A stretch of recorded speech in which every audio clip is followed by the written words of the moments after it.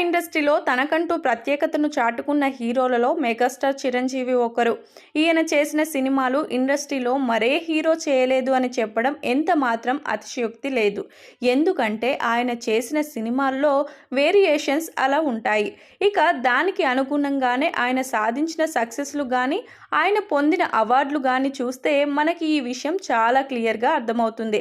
అలాగే ఇప్పుడు వచ్చే యంగ్ జనరేషన్స్ కూడా చిరంజీవిని ఒక ఇన్స్పిరేషన్గా తీసుకొని ఇండస్ట్రీలో ఎదగాలని ప్రయత్నం చేస్తూ ముందుకు సాగుతున్నారు. ఇక ఇలాంటి క్రమంలోనే చిరంజీవి మెగాస్టార్గా ఎదగడమే కాకుండా చాలా మందికి ఇన్స్పిరేషన్గా కూడా నిలిచారు.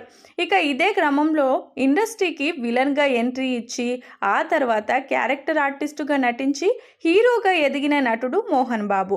ఈయన మంచి నటుడే అయినప్పటికీ చిరంజీవి రేంజ్లో స్టార్ హీరోగా మాత్రం గుర్తింపు తెచ్చుకోలేకపోయాడు.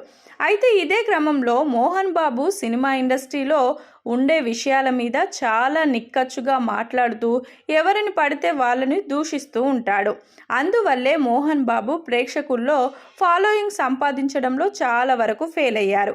అయితే చిరంజీవి మాత్రం ఏ విషయం మీద స్పందించినా ఎవరికైనా చాలా రెస్పెక్ట్ ఇస్తూ మాట్లాడుతూ ఉంటాడు. అందువల్లే తన వ్యక్తిత్వం వల్లే చిరంజీవి టాప్ రేంజ్లోకి వెళ్ళాడు అని మరికొంతమంది చెప్తూ ఉంటారు. ఇక ఏది ఏమైనా ఇద్దరి మధ్య సినిమాల సక్సెస్ పరంగానే కాకుండా వ్యక్తిత్వం పరంగా కూడా తేడాలు ఉండటం వల్లే మోహన్ బాబు కంటే చిరంజీవి టాప్ రేంజ్లో ఉన్నాడనే చెప్పాలి.